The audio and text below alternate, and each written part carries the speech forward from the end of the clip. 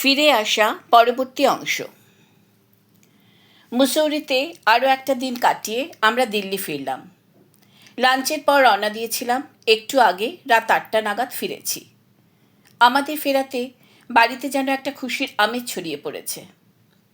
আমরা সবাই, অর্থাৎ আমি, মেজর চ্যাটার্জি, আমার ভাসুর, যা, শ্বশুরমশাই এবং শাশুড়ি মা ড্রয়িং রুমে এসে বসেছি। মেজর চ্যাটার্জি উপহারের প্যাকেটগুলো গাড়ি থেকে নামিয়ে এনে আমাকে দিল। আমি সবাইকে সবার উপহারগুলো দিলাম। সবাই খুব খুশি। উপহারগুলো সবার খুব পছন্দ হয়েছে বলে মনে হলো। ডিনারের আগে আমরা, অর্থাৎ আমি আর মেজর চ্যাটার্জি, দোতলায় আমাদের ঘরে এলাম পোশাক পাল্টে ফ্রেশ হতে। অনেক দিন বাদে নিজের ঘরে ঢুকে খুব ভালো লাগলো। মানুষটাকে এখনও নিজের বলতে পারি না, কিন্তু ঘরটাকে তো নিজের বলতে পারি। ডিনারের পর আমরা ঘরে এলাম। আমি ওয়ার্ড্রব থেকে আমার নাইট গাউনটা বার করে ড্রেসিং রুমে চলে এলাম। ড্রেস চেঞ্জ করে ঘরে ঢুকে দেখি আলোগুলো সব নেভানো, শুধু নাইট ল্যাম্পটা জ্বলছে। মেজর চ্যাটার্জি ড্রেস চেঞ্জ করতে তার নাইট স্যুটটা নিয়ে ড্রেসিং রুমের দিকে পা বাড়ালো। আমি ড্রেসিং টেবিলের সামনে এসে বসলাম। নাইট ক্রিমটা লাগাতে লাগাতে আয়না দিয়ে নিজেকে দেখলাম। সত্যি তো আমি সুন্দর, কিন্তু এই সৌন্দর্য দিয়ে কি হবে যদি আমার ভালোবাসার মানুষটাই আমাকে ভালো না বাসতে পারল, আমাকে তার জীবনে সম্পূর্ণভাবে গ্রহণই করতে না পারল। একটা কষ্ট যেন আমাকে প্রতিনিয়ত তাড়িয়ে নিয়ে বেড়াচ্ছে। মেজর চ্যাটার্জি ঘরে ঢুকে মিউজিক সিস্টেমটা অন করে দিল। তারপর বিছানায় নিজের দিকে মাথার পিছনে গদিতে হেলান দিয়ে আতশোয়া হয়ে বসল। সিডিতে লতা মঙ্গেশকরের গান বাজছে। এহসান তেরা হোগা মুঝ पर, दिल कहता है वो कहने दो, मुझे तुमसे मोहब्बत हो गई है, मुझे पलकों की छाँव में रहने दो। এই কথাগুলো যেন এই মুহূর্তে আমারই বলতে ইচ্ছে করছে মানুষটাকে। বলতে ইচ্ছে করছে, নাই বা কোনো স্থান দিলে তুমি আমাকে তোমার জীবনে, আমি যে তোমাকেই ভালোবেসেছি মেজর চ্যাটার্জি। না হয় এভাবে দূরে দূরে থেকেই তোমার একটু কাছে থাকতে দিও তুমি আমাকে। আমি উঠে বিছানার দিকে এগিয়ে গেলাম। ওই চোখে চোখ পড়ল।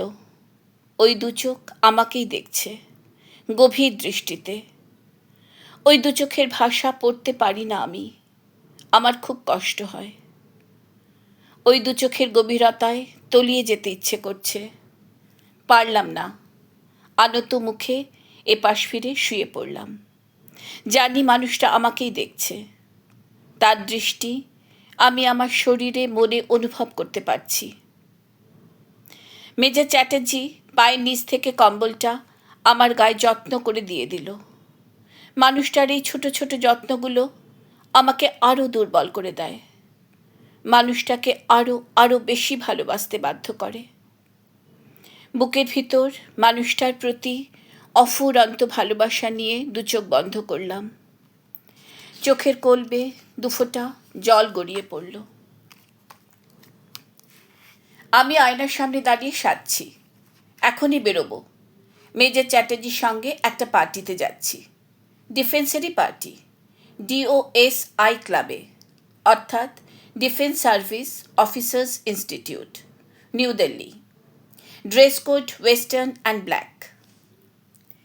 আমি একটা লম্বা ঝুলের কালো গাউন পরেছি, সঙ্গে সাদা পাথরের গয়না।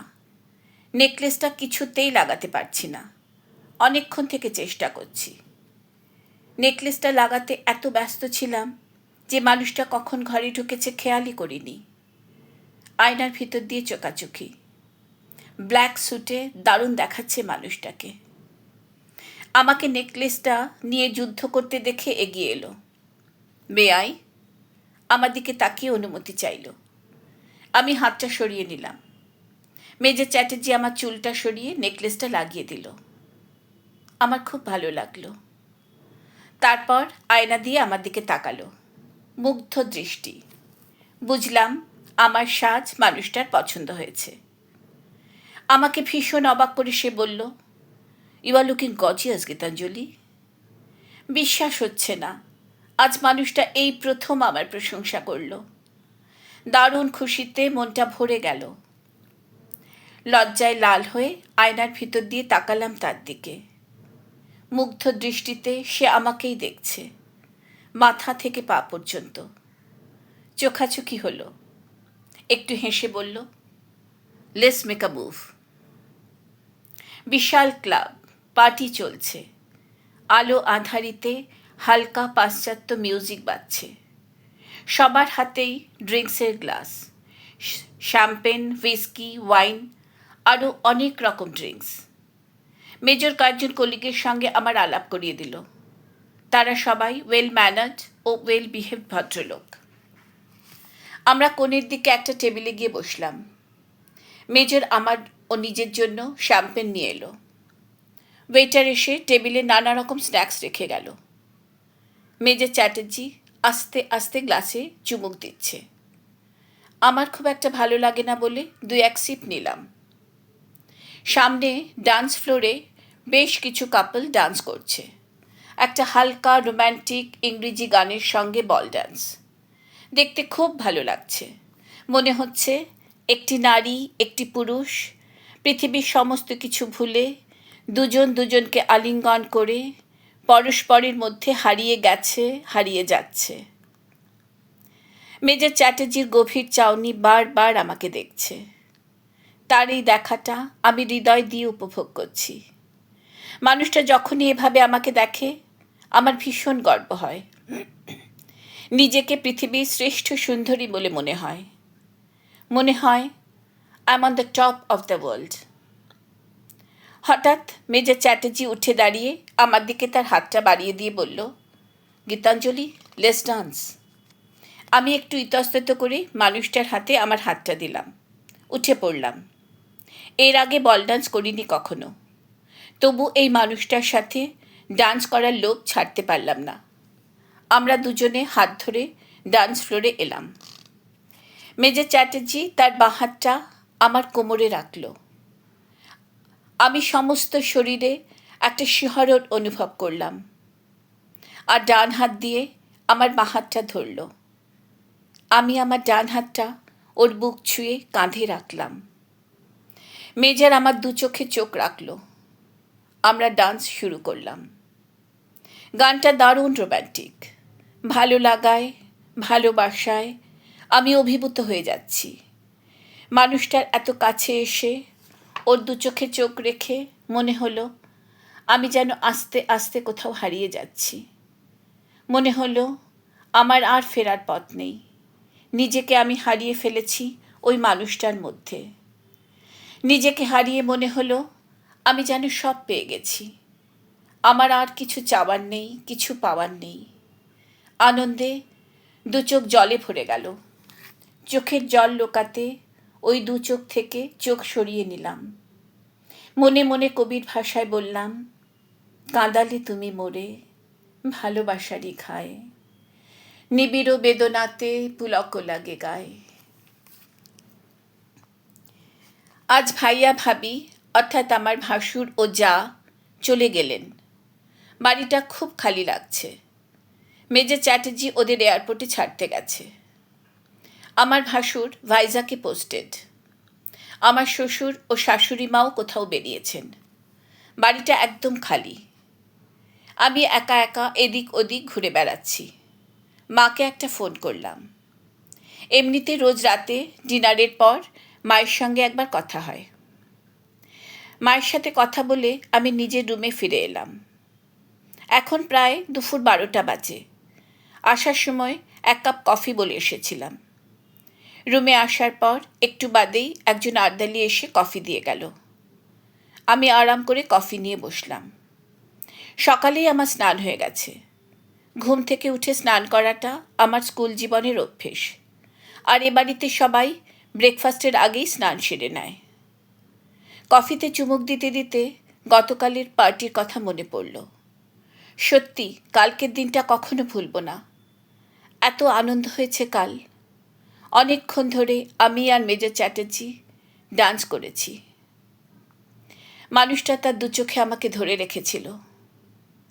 মানুষটাকে কাল আমি খুব খুশি দেখেছি।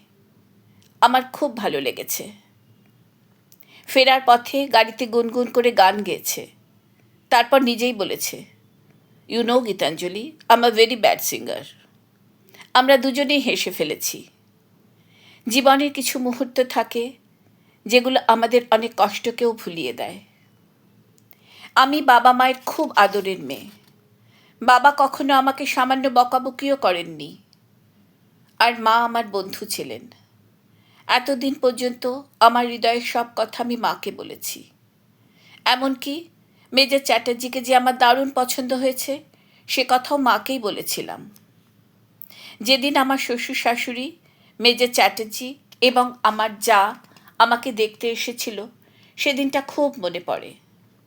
প্রথম দিন আমার শ্বশুর ও শাশুড়ি এসেছিলেন। সেদিন ওরা মেজরের ফটোটা আমাদের দিয়ে যান এবং আমার একটা ফটো নিয়ে যান মেজরকে দেখাবেন বলে। তারপর কিছুদিনের মধ্যেই ওরা জানায় যে মেজর ছুটি নিয়ে এসেছে, ওরা আসছে। তারপর মানুষটা আমায় দেখতে আসে।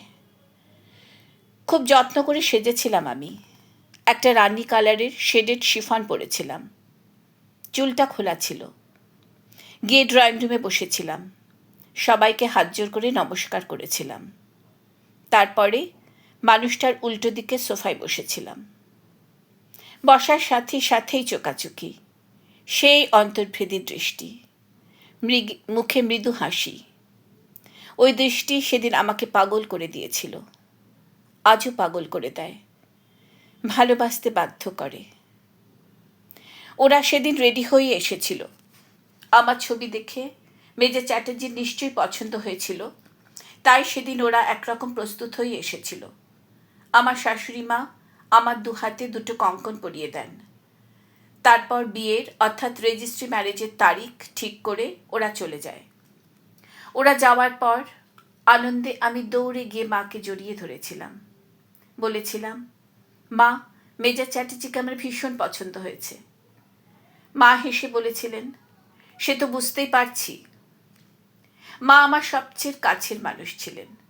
দুজনে একসঙ্গে সিনেমা দেখতে যাওয়া, একসঙ্গে রেস্টুরেন্টে খেতে যাওয়া, সব কিছু, সব কথা মায়ের সঙ্গে শেয়ার করা। এমনকি কোনো ছেলে যদি কখনো প্রপোজ করতো সবার আগে গিয়ে মাকে বলতাম। আর আজ হঠাৎ আমি যেন কেমন বদলে গেছি। আমার কষ্টের কথাগুলো মাকে বলতে পারিনি। আমার কষ্ট, আমার কান্না আমি মায়ের থেকে লুকিয়ে ফেলেছি। মা ফোন করে জিজ্ঞেস করলে বলি, মা, আমি দারুণ ভালো আছি। মেজর চ্যাটার্জি আমাকে ভীষণ ভালোবাসে।